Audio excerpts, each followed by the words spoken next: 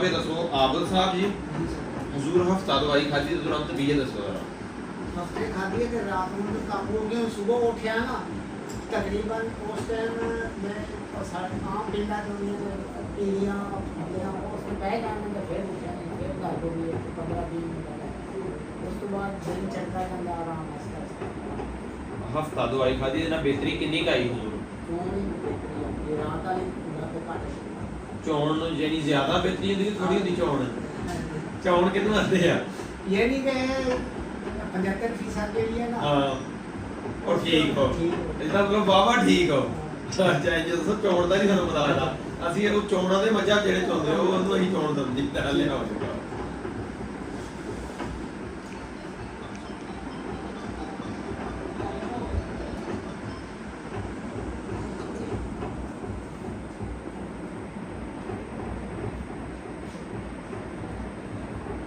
एक हफ्ता ही खाधी ना सर है माशाल्लाह बड़ा अल्लाह ने करम करता इलाका केड़ा अपना